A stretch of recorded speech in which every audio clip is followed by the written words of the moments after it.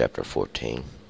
At that time Abiah the son of Jeroboam fell sick, and Jeroboam said to his wife, Arise, I pray you, and disguise yourself, that you not be known to be the wife of Jeroboam, and get you to Shiloh. Behold, there is Ahijah the prophet, who spoke concerning me that I should be king over this people. And take with you 10 loaves, and biscuits, and cruse of honey, and go to him. He will tell you what shall become of the child. And Jeroboam's wife did so, and arose, and went to Shiloh, and came to the house of Ahijah. Now Ahijah could not see, for his eyes were set by reason of his age.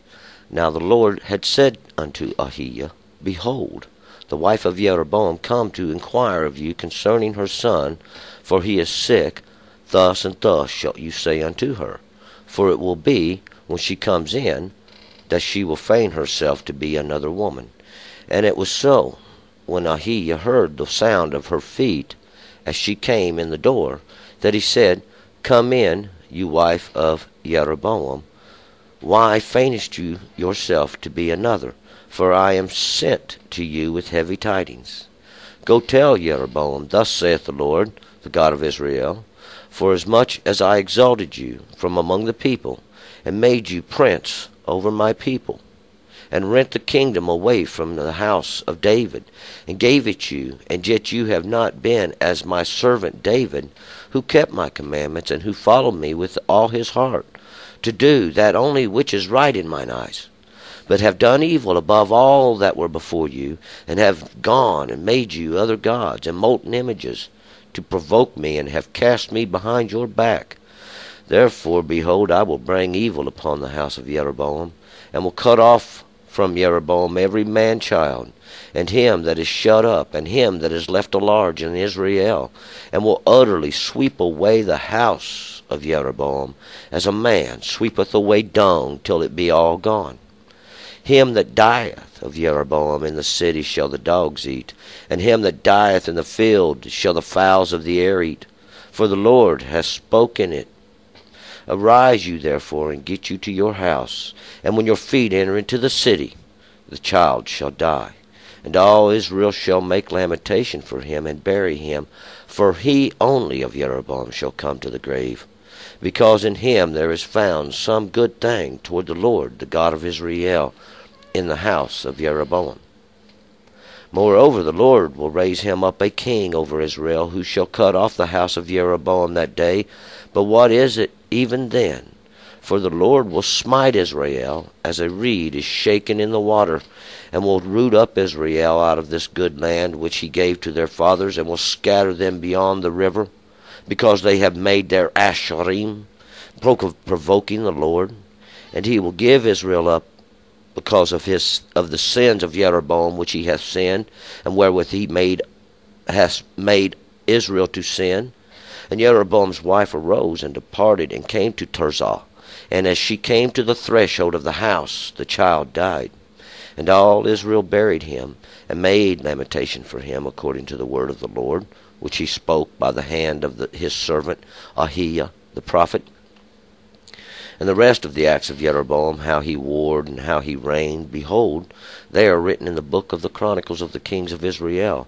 And the days which Jeroboam reigned were 22 years, and he slept with his fathers.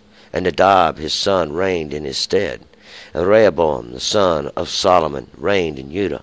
Rehoboam was 41 years old when he began to reign, and he reigned 17 years in Jerusalem, the city which the Lord had chosen out of all the tribes of Israel, to put his name there. And his mother's name was Naamah the Ammonitess.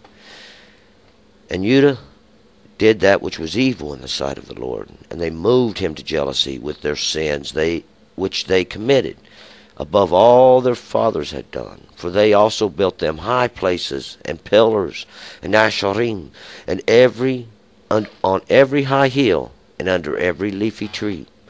And there were also Sodomites in the land. They did according to all the abominations of the nations which the Lord drove out before the children of Israel.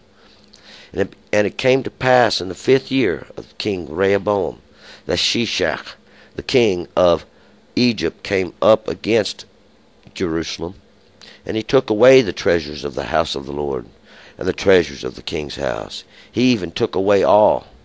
And he took away all the shields of gold which Solomon had made, and King Rehoboam made in their stead shields of brass, and committed them to the hands of the captains of the guard, who kept the door of the king's house. And it was so that as often as the king went into the house of the Lord, the guard bore them and brought them back into the guard chamber. Now the rest of the acts of Rehoboam and all that he did, are they not written in the book of the Chronicles of the kings of Judah? And there was war between Rehoboam and Jeroboam continually. And Rehoboam slept with his fathers, and was buried with his fathers in the city of David. And his mother name was Naamah the Ammonitess. And Abiam his son reigned in his stead. All right, let's go back up to verse 1. Now we'll remember yesterday, this man of God's come out of Judah, and he come down and he prophesied against this altar that Jeroboam had built there in Bethel. And the altar was rent, broken half, and the ashes that was on it was poured out. And today, that's kind of a little side story that gets to the whole point there about this prophet and this false prophet. But we're going to get back to kind of like to the main story of these two kingdoms now that's been established, because the overall kingdom's been torn, and half's gone to Jeroboam and half's gone to Rehoboam. And we got a little bit of story about Jeroboam, and then we're going to finish with part of a story about Rehoboam. Verse 1, at that time Abiah the son of Jeroboam fell sick. So now Abiah, he's the son of Jeroboam, and he's sick. And Abiah means my father's God, or my father's Yah.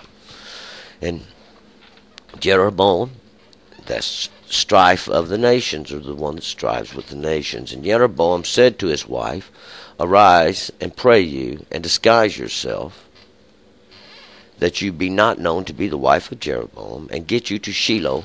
Behold, there is Ahiah the prophet, who spoke concerning me, that I should be king over this people. So now Jeroboam tells his wife, he tells her to get up and go to Shiloh, this place of rest, and find Ahiah there. And we'll remember Ahiah, my brother is God, and my brother is Yah.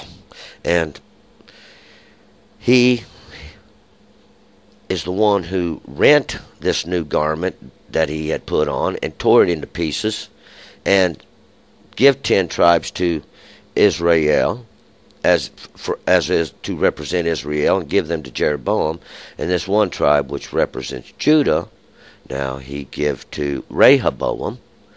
And once again, these names are going to be very similar: Abiah, Ahiah, Jeroboam, Rehoboam. And God's trying to show you now, he's going to make a very close parallel in these stories, because they too are one. And we're going to find that out. The prophets are going to teach us in the end. These two visions are one. 3, and take you 10 loaves, and biscuits, and a cruse of honey, and go to him.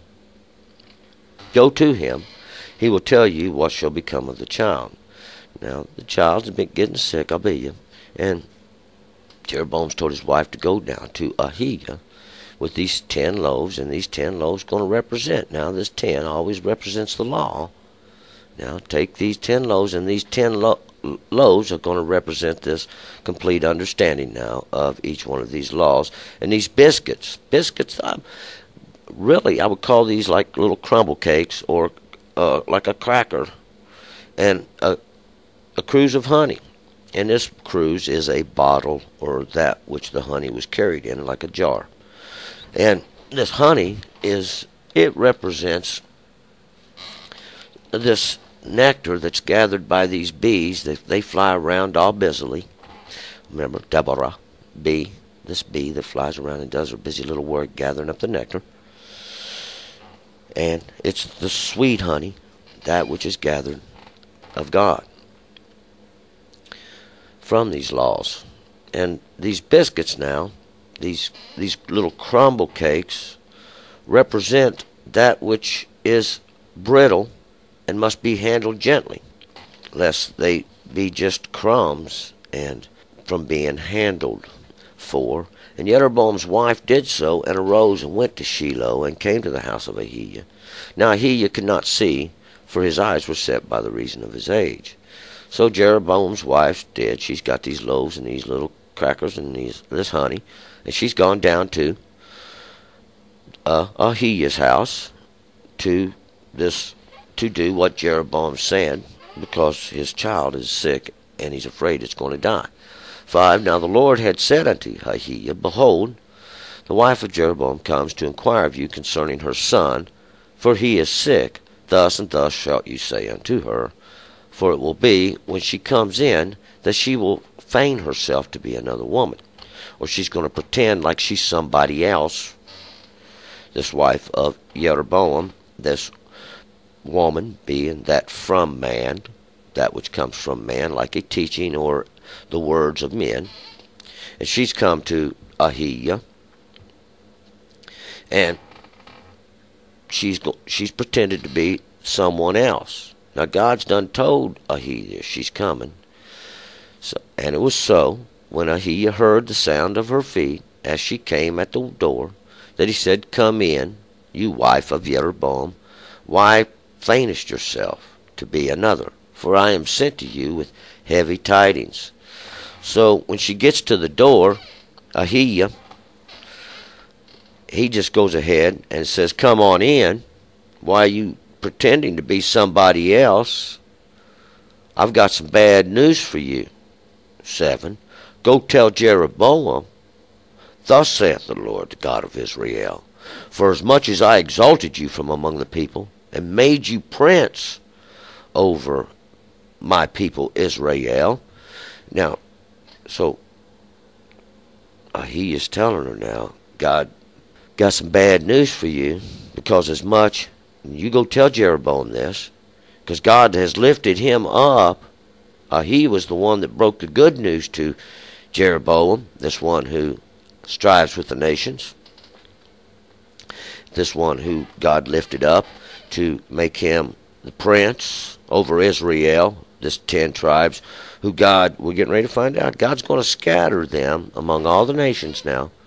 This is what's going to happen to them, and this, we'll find out why he's done this. See, we're going to learn from God one thing.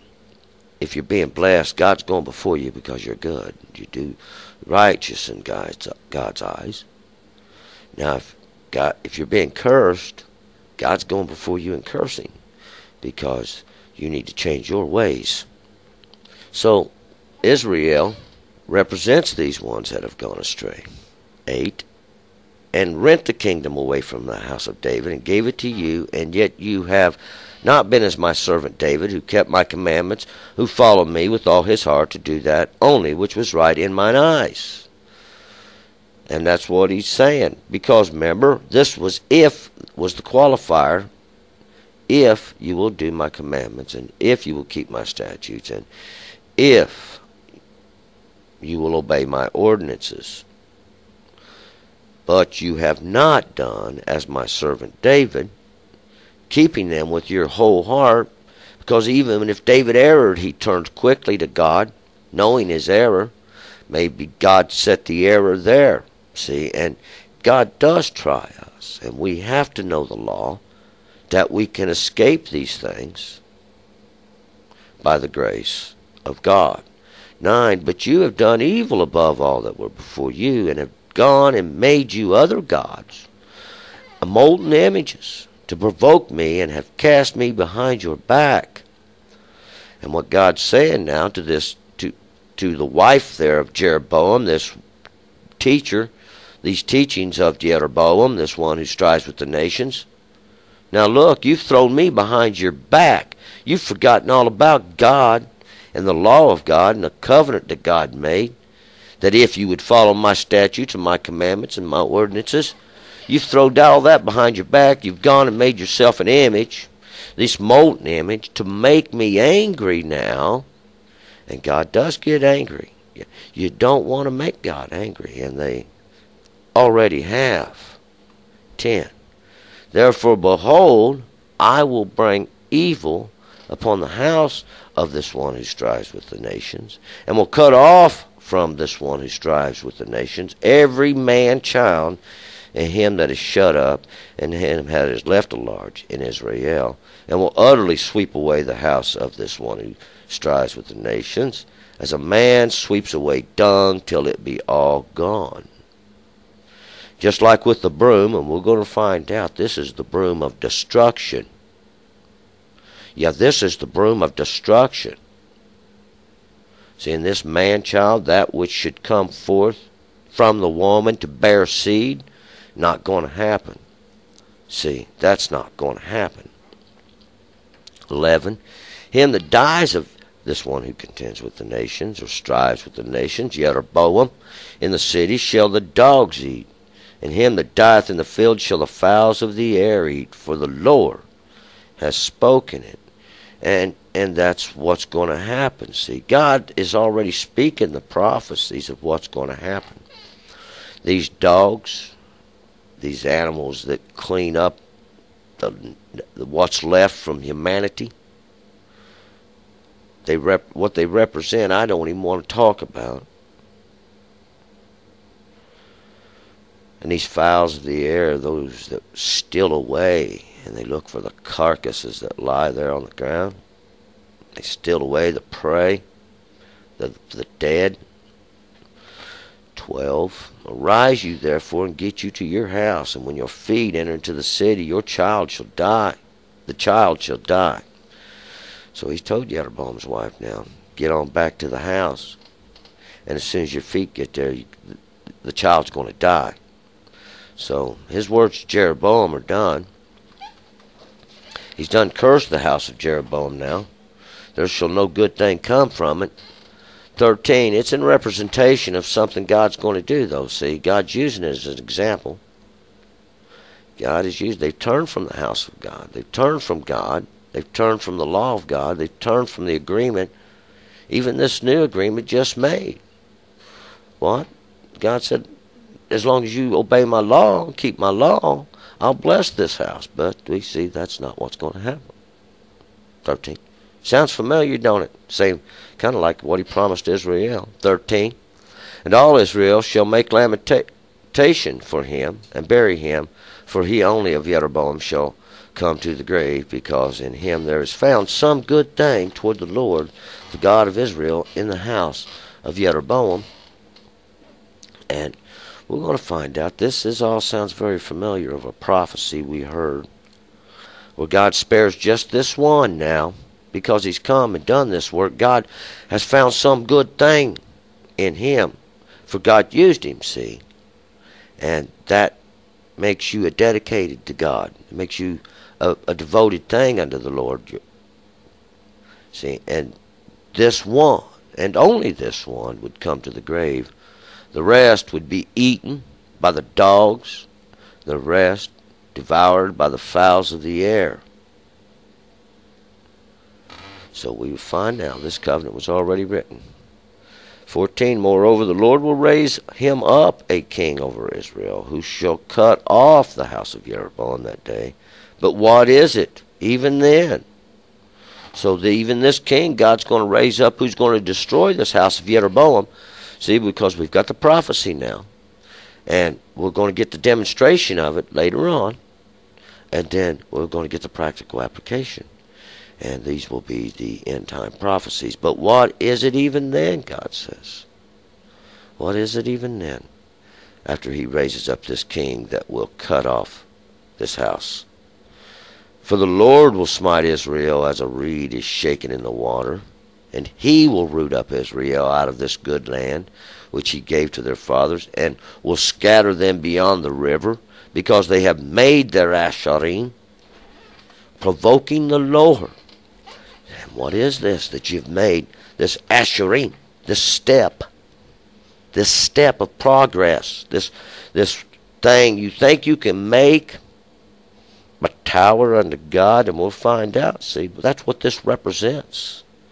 This idol you made, this thing you've raised up, this is your Asherim. You think you've made some kind of progress, and we'll find that God did scatter you. God has scattered you beyond this great river, Jordan. beyond the river.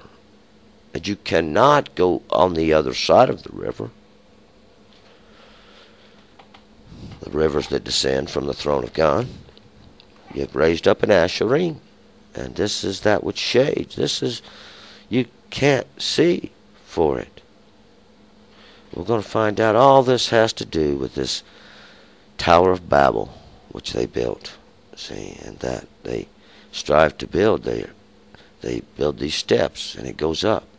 And as it goes up, it goes around and around and around, and it twirls in this infinite understanding, so they say.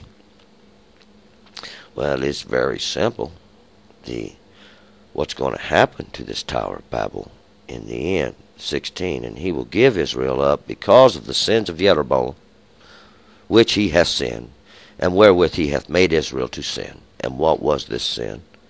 That he built there this altar, this alternative altar, I call it, this altar that will be broken and the ashes poured out.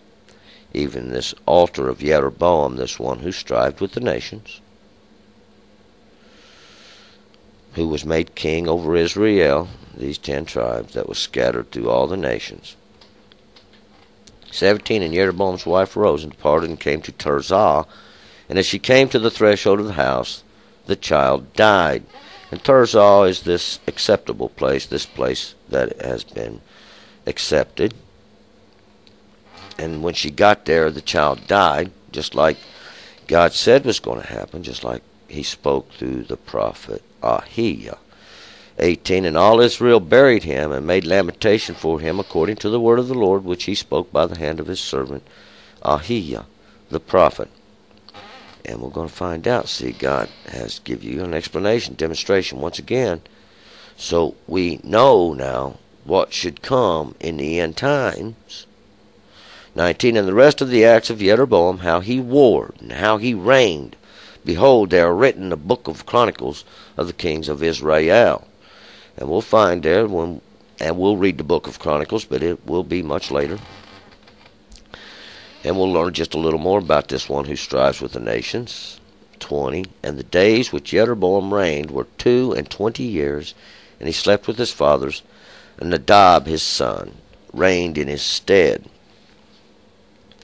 So the days now, these little circles that Jeroboam reigned, were 22 years. Now witness this redemption of understanding in these years. And then he died, and Nadab is causes, means cause, to cause in a willing way. His son reigned now in his stead. 21. And Rehoboam, the son of Solomon, reigned in Judah. Rehoboam was 41 years old when he began to reign, and he reigned 17 years in Jerusalem, the city of the Lord, the city which the Lord had chosen out of all the tribes of Israel to put his name there. And his mother's name was Naamah the Ammonitess. So we're going to Rehoboam now. He's the son of Solomon, son of peace. And Rehoboam is this wide place, this place that's been widened out for the nations, this place whereas the flock shall be added thereby. And he's going to reign now, probation, 41 years, begins this understanding. Now, 41 years did he reign in all of Jerusalem. Jerusalem is this place of peaceful teachings, and he reigned there for 17 years. And 17 years is 10 and 7, and the law is perfection in understanding. Now we're going to find out his mother was Naamah. Naamah means wonderful, and she is an Ammonitess, and an Ammonitess means the nations, the tribal among all the nations. And we're going to find out now. Ammonites were one of the people which God commanded to the children of Israel, you shall not take their daughters, nor give your daughters unto them, for they will lead your children's heart astray after these other gods. And we're going to find out now. That's exactly what's going to happen. Let's follow the story as we go through. And Judah did that which was evil in the sight of the Lord, and they moved him to jealousy with their sins, which they committed above all their fathers had done. And we're going to find out now what they did was the same thing that Israel had done. Both of them, both have gone astray. Both have turned from God. Both have done the same thing. 23, for they also built them high places, and pillars, and asherim, on every high hill, and under every leafy tree. So the two are the one doing the same thing. These asherim, they're all building these steps, these pillars, those things that shade now the understanding of God. These high places, those places so you can see their pillars, see their little asherims they stick there, their ashers, these idols, these images, and everything else they put up on every high hill, so every which way you turn, it's there. Every street corner you go down, there's one there. Under every leafy tree, under every pleasant place, under every place you may find rest or shade, there you'll find them, with their teachings of man, all their pleasant words that only like bait in a still trap. 24, and there were also sodomites in the land. They did according to all the abominations of the nations which the Lord drove out from before the children of Israel. These sodomites, I ain't going to go into detail into their nastiness, but those from Sodom, these that used to practice their little fertility rituals, see, and they pollute the land. And this is the reason God drove these children out, these descendants of Noah, where they have violated the law of God already, and God sent the children of Israel in there as an example of what he's going to do later. All these that will obey the law of God, who will do the word of God. God wants to go before you now and drive out this nastiness, and he won't have no part until it's done. 25, and it came to pass in the 5th year of King Rehoboam that Shishak, the king of Egypt, came up against Jerusalem. And now this 5th year is the grace and understanding now. Grace comes in understanding, and this year being a bigger circle than a day, a little circle, and having more value in its understanding. As Shishak, we remember him. He's the greedy one. He wants all the good stuff for himself, all the fine linens, these woven tightly. He's the king of Egypt, this place of enclosures, of snares and traps. And he's come up to now this place of peaceful teachings, and he's going to carry all the treasures away. 26, and he took away the treasures of the house of the Lord, the treasures of the king's house, and he took away all the shields of gold which Solomon had made, these shields even of beaten gold. And we're going to find out, see, this is all judgment of God. God's bringing judgment against judgment. See, the kings were there for a judgment against you anyway. And God said, well, if you just keep my law, I'll put up with this. But you've not done so. So God's going to send a judgment against you now. He's going to send up this great king of Egypt, and he's going to carry off all the treasures of the house of God, even these shields of beaten gold.